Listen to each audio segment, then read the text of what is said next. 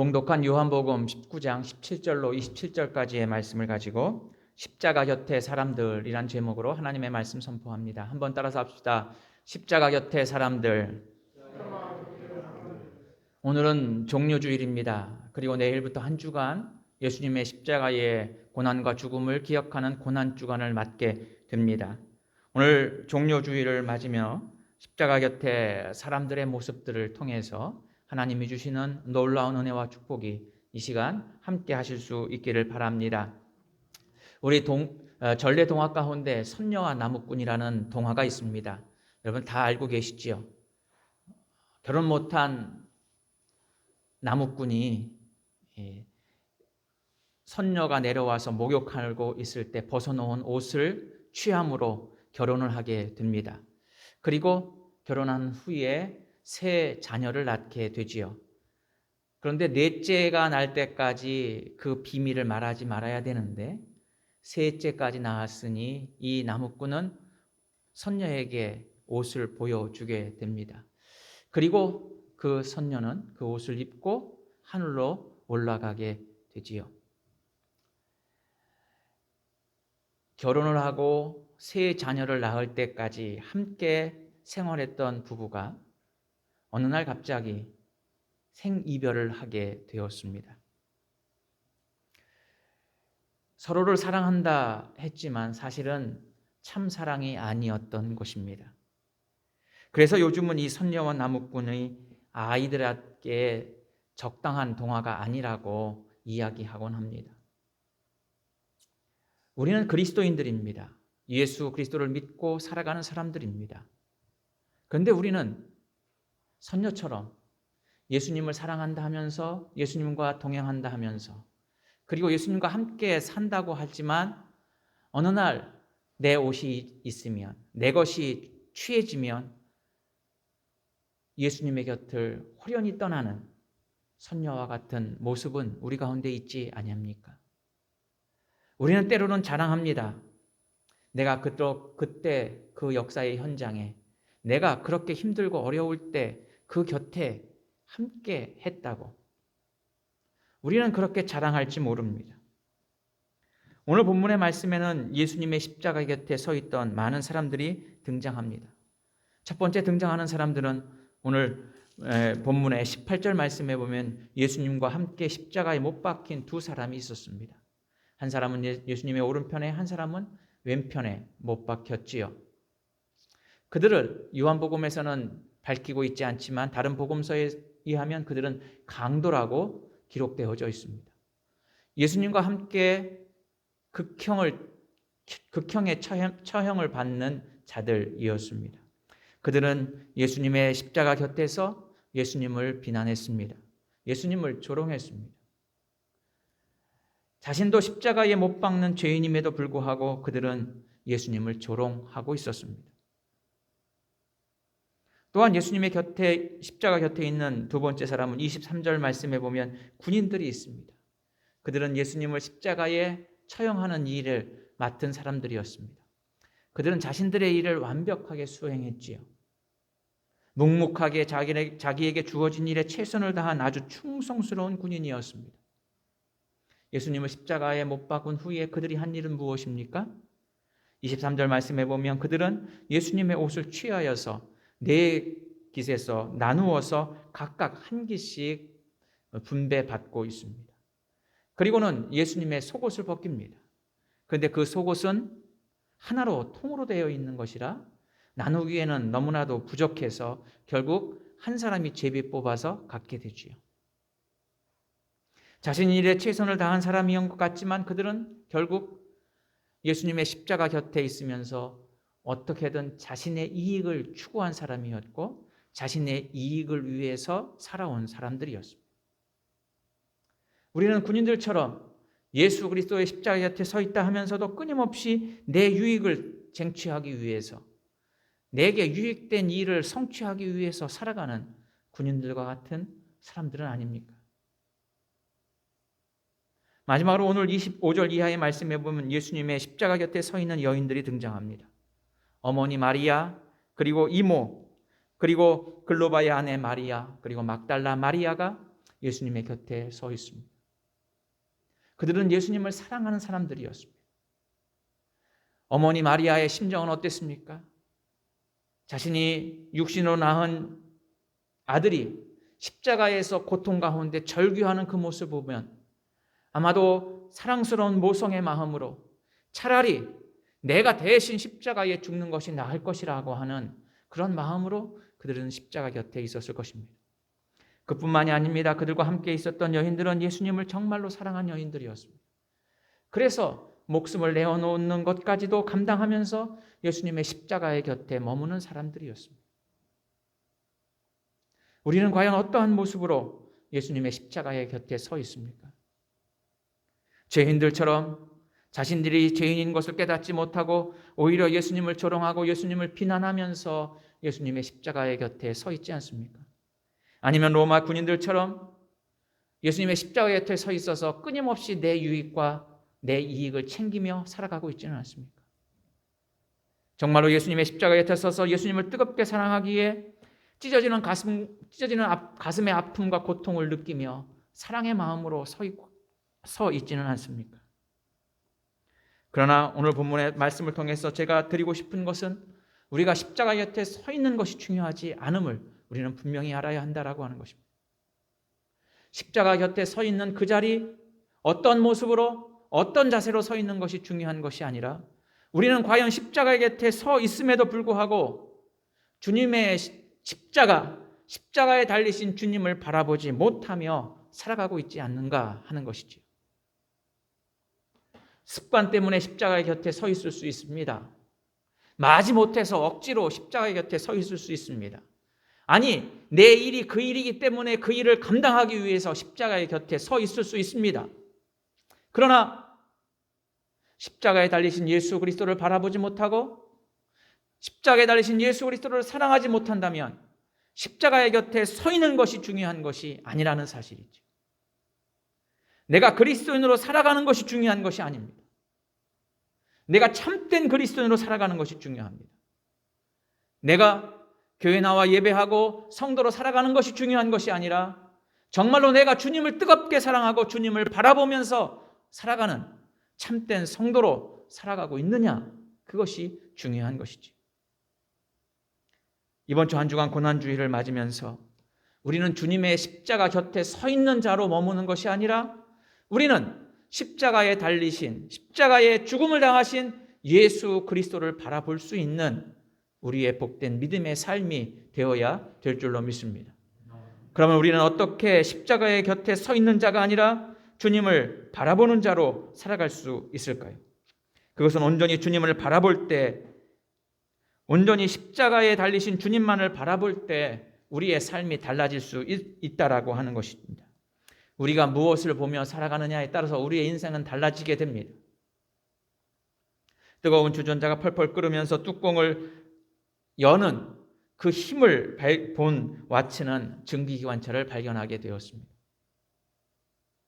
하늘에서 번개가 치고 벼락이 치는 그 모습을 보고 플랭클린은 나침판을 발견하게 되었습니다. 끓는 주전자를 보며 그냥 지나칠 수 있습니다. 번개의 모습을 보면서 두려워서 떨고 있을 수 있습니다. 그러나 그들은 주전자를 바라봄으로, 번개를 바라봄으로 새로운 것을 발견하는 자가 되었던 것이죠. 사랑하는 성도 여러분, 고난주간이기 때문에 주님의 십자가 곁에 머무는 자들이 아니라 고난주간이기에 우리는 주님의 십자가 곁에서 주님을 바라보는 복된 믿음의 삶이 되어야 될 줄로 믿습니다. 우리가 바라보아야 할 주님은, 우리가 십자가를 통해서 바라보고 깨달아야 할 것은 무엇일까요? 첫 번째로 우리는 주님의 고난을 볼 수 있어야 한다는 것입니다. 예수님은 십자가에서 죄수로 십자가에 달려 죽임을 당하셨습니다. 예수님의 십자가의 죽음은 가장 수치스럽고 모욕스러운 죽음이었습니다. 그 누구도 감히 그 시신을 혹은 그 죽음을 이야기하기 어려운 상황이었지요. 그 주변에 수많은 사람들이 예수님의 곁에, 십자가의 곁에 있었습니다. 그럼에도 불구하고 십자가에서 고통당하시는 예수님의 고통은 바라보지 못했습니다.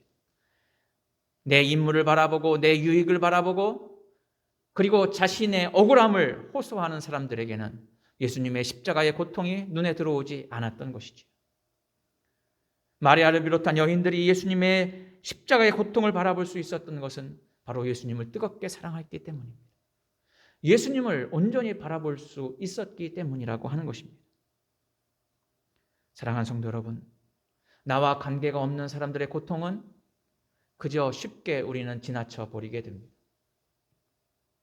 혹은 나와 관계 있다 할지라도 그들의 고통에 우리가 정말 사랑의 마음으로 참여하지 못한다면 그저 얼마나 아플까, 얼마나 고통스러울까 하는 정도로 우리는 지나쳐 버릴 수 있습니다. 정말 내 안에 뜨거운 사랑이 있지 않고는 그 고난과 고통을 바라볼 수 없다라고 하는 사실입니다. 마리아와 여인들은 예수님을 뜨겁게 사랑했습니다. 그래서 그들은 예수님의 고통을 바라보았습니다. 십자가에서 고통당하는 예수님을 바라본 것입니다. 여러분, 십자가형의 고통이 얼마나 고통스러운지 아십니까? 양팔에 못을 박음으로 체중에 의해서 팔이 찢기고 살이 찔립니다. 양발을 모으고 못을 박음으로 그 눌리는 체중에 의해서 고통이 발에 머뭅니다. 그리고 예수님은 창으로 옆구리를 찔리셨습니다. 모든 피와 물이 흘러넘칩니다. 갈증이 다가옵니다. 뜨거운 태양빛에 갈증을 느낄 수밖에 없습니다. 머리에 가시관을 쓰셨습니다. 수많은 고통이 가시가 머리를 찌르고 고통을 줍니다. 한참을 십자가에 매달리면 독수리가 날아와서 십자가에 매달린 사람들의 눈을 쪼아 먹습니다. 그것이 십자가의 고통이었습니다. 내가 주님을 사랑하지 못한다면 우리는 십자가의 주님의 고통을 바라볼 수 없습니다. 이 한 주간 주님의 십자가의 고통을 뜨겁게 사랑으로 바라볼 수 있는 여러분들의 복된 믿음의 삶이 될 수 있기를 바랍니다. 고난과 고통을 대할 때 사람들의 모습은 그렇습니다. 고난을 회피하려고 합니다. 그저 고난으로부터 벗어나기를 바라는 사람이 있습니다. 두 번째는 고통 때문에 낙심하고 삶을 포기하는 경우가 있습니다. 그러나 예수님은 그 고난과 고통을 믿음으로 감수하셨습니다. 그 고난의 의미를 알고 계셨기 때문에 그 고난을 극복하신 것이지요. 그 고난을 견디신 것입니다. 사랑하는 성도 여러분, 우리는 주님의 고난에 참여한다고 말합니다. 그러나 우리는 주님의 고난을 회피하고 있지는 않습니까?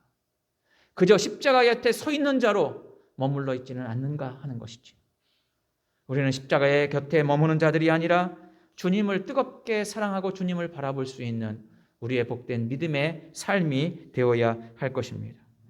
베드로는 로마에서 죽게 되는 것이 두려워서 도망가기로 결심했습니다. 그때 그는 예수님을 꿈에 만나게 됩니다. 베드로는 살기 위해서 도망가려고 하는데 예수님이 그 베드로가 사는 로마로 오시는 거예요. 그래서 베드로가 예수님께 묻습니다. 예수님 여기 왜 오십니까? 지금 로마 위험하니까 도망가십시오. 빨리 숨으십시오. 그러자 예수님께서 말씀하십니다. 네가 가져가야 할 십자가를 두고 와서 내가 그 십자가를 가지러 간다. 베드로는 그 꿈에서 깨어난 후에 그는 고백합니다. 나는 결코 주님이 주신 내 십자가를 버리지 않겠노라. 그리고 그 십자가를 지고 그는 평생을 살았고, 그리고 그는 십자가에 거꾸로 못 박혀 죽었다라고 알려지고 있습니다. 사랑하는 성도 여러분, 주님을 위한 고난, 그것은 수치가 아니라 하나님의 영광인 줄로 믿습니다. 주님께서 우리를 위해 죽으셨기에 고난 주간, 이 한 주간 주님의 고난을 바라볼 수 있고 주님의 고난에 함께 참여하는, 주님을 뜨겁게 사랑하는 여러분들의 복된 믿음의 삶이 될 수 있기를 바랍니다. 내 이웃의 고통, 내 이웃의 고난에 내가 참여하지 못하는 것은 이웃을 사랑하지 못하기 때문입니다. 이웃을 사랑할 때 우리는 그 고난에 함께 참여할 수 있고 그 고통에 함께 참여하게 됩니다. 예수님은 홀로 십자가에 지시고 그 십자가의 고통을 감수하셨습니다. 사랑하는 성도 여러분, 이 고난 주간 주님의 고통에 함께 참여하는 복된 믿음의 삶이 될 수 있기를 바랍니다. 두 번째로 우리는 십자가 곁에 머무는 자들이 아니라 십자가를 바라봄으로, 주님을 바라봄으로 우리의 죄를 볼 수 있어야 한다는 것입니다. 예수님의 십자가 곁에 서 있던 두 강도는 예수님을 비난합니다. 예수님을 조롱합니다. 그 강도 중 하나는 마지막 회개해서 예수님과 함께 낙원에 이르게 되지요. 십자가의 죽음은 매우 수치스러운 죽음이었습니다. 예수님은 왜 십자가에 죽으셨습니까? 그것은 우리를 구원하시기 위해서입니다. 예수님의 십자가에서 죽으신 이유는 우리의 죄값을 대신 짊어지시기 위해서 십자가에 죽으신 것입니다. 그러므로 주님의 십자가의 죽음은 바로 우리의 죄를 위해서임을 우리는 분명히 알아야 한다라고 하는 사실이죠. 예수님과 함께 못 박혔던 강도, 그들은 죄인임에도 불구하고 자신이 죄인인 것을 깨닫지 못했습니다. 그래서 주님을 비난합니다. 주님을 조롱합니다. 현대사회의 가장 큰 문제는 무엇인지 아십니까? 그것은 내가 죄인임에도 죄인임을 깨닫지 못하는 것입니다. 내가 의롭다고 생각하며 살아갑니다. 나는 의로운 자라고 자신 있게 교만하며 살아갑니다. 그러나 사실은 우리는 죄인입니다. 죄는 우리를 끊임없이 망하게 합니다. 죄는 우리를 끊임없이 죽음으로 인도합니다. 그런데 우리는 그 죽음을 향해서, 죄를 향해서 달려가고 있음에도 불구하고 우리는 마치 의로운 자처럼, 나는 죄를 향해서, 죽음을 향해서 달려가는 열차를 타지 않고 영생의 열차를 탄 것처럼 착각하며 살아가고 있다는 것이죠. 주님께서는 우리 죄를 위해서 십자가에 죽으셨습니다.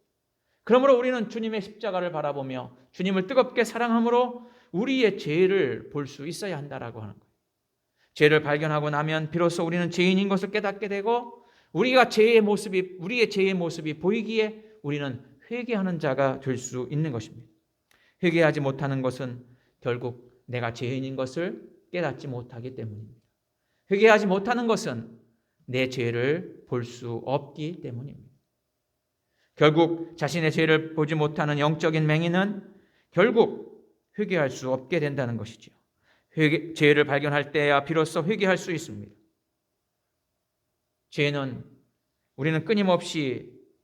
죄로 인해서 우리는 끊임없이 내 자신을 변명하며 살아갑니다. 죄는 끊임없이 우리를 정당화하며 살아가도록 요구합니다. 죄는 끊임없이 우리의 책임을 다른 사람에게 전가시키며 살아가도록 우리를 유혹하고 있습니다.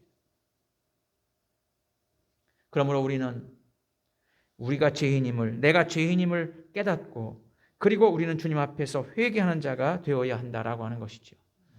그러므로 주님을 뜨겁게 사랑하고 주님을 바라봄으로 내 죄를 바라보고, 그리고 주님 앞에 회개를 통해서 주님의 놀라운 구원의 기쁨을 누리는 복된 믿음의 삶이 되어야 될 줄로 믿습니다. 회개하려면 용기가 필요합니다. 죄를 깨닫는 용기, 죄를 버리는 용기, 주님 앞에 회개하는 용기가 필요한 것이죠. 다윗은 나단 선지자의 지적에 나는 죄인입니다 라며 고백하고 있습니다. 최고의 왕권과 권위를 지니고 있는 다윗이 자신의 죄를 고백하고 있습니다. 자신의 죄를 회개하고 있습니다. 그것이 다윗의 용기였습니다. 그래서 다윗은 하나님 앞에서 의로운 자라고 칭찬받게 됩니다. 그리고 다윗은 하나님 앞에서 하나님이 주시는 놀라운 복을 누리는 자가 되었습니다. 사랑하는 성도 여러분, 우리는 그리스도인으로서 죄에 민감해야 됩니다.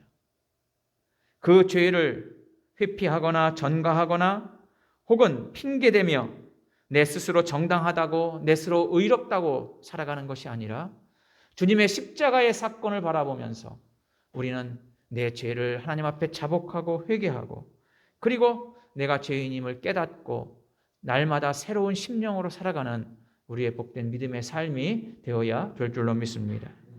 또한 우리는 십자가 곁에 머무는 자들이 아니라 우리는 십자가를 바라봄으로, 주님을 뜨겁게 사랑함으로 하나님의 사랑을 발견할 수 있어야 한다라고 하는 것입니다. 여러분, 우리는 주님의 십자가의 사건을 통해서 주님의 십자가의 사건만을 바라보는 자들이 아니라 그 십자가의 사건을 통해서 우리를 구원하신 하나님의 사랑을 볼 수 있어야 한다라고 하는 것입니다. 하나님께서는 세상을 이처럼 사랑하셔서 독생자를 주셨다고 말씀하셨습니다.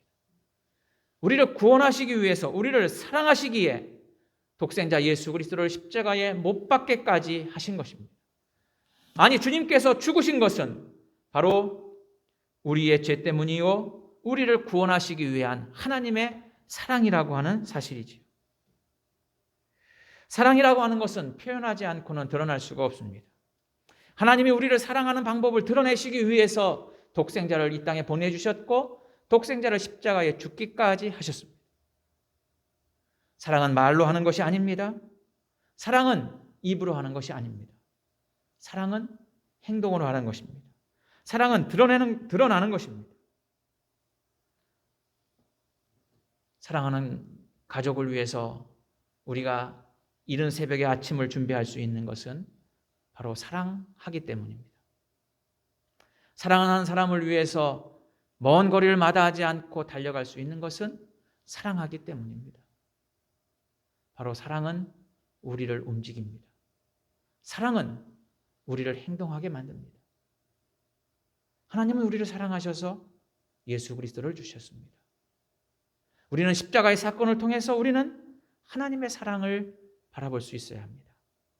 우리는 십자가의 사건을 통해서 하나님의 사랑을 경험할 수 있어야 한다라고 하는 것이죠. 하나님은 사랑이십니다. 그래서 하나님은 우리를 끊임없이 사랑으로 인도하십니다. 하나님은 우리를 사랑하시기에 하나님의 자녀된 우리를 하나님은 눈동자와 같이 지켜 인도하십니다. 하나님은 지금도 우리를 축복의 길로 인도하시는 줄로 믿습니다. 하나님은 우리를 사랑하시기에 십자가 사건을 우리에게 보여주셨고 우리는 십자가의 사건을 통하여 십자가 사건 넘어 있는 하나님의 사랑을 보는 우리의 복된 믿음의 삶이 되어야 될 줄로 믿습니다. 진정한 사랑은 변하지 않습니다. 진정한 사랑은 우리를 행동으로 옮겨놓습니다. 하나님을 사랑하기에 우리의 삶이 사랑의 삶으로 변화되는 여러분들의 복된 믿음의 삶이 될 수 있기를 바랍니다. 고난주간 이 한 주간 주님의 십자가 곁에 머무는 자들이 아니라 주님을 바라보고 주님의 십자가를 뜨겁게 사랑함으로 예수님의 고난을 바라보고 우리의 죄를 바라보고 그리고 하나님의 사랑을 바라봐서 주님을 뜨겁게 사랑하고 그 사랑이 우리의 삶으로 기쁨으로 그리고 부활로 회복되는 여러분들의 복된 믿음의 삶이 될 수 있기를 주의 이름으로 축원해 드립니다. 기도합시다. 사랑의 아버지 하나님 감사합니다. 우리가 십자가에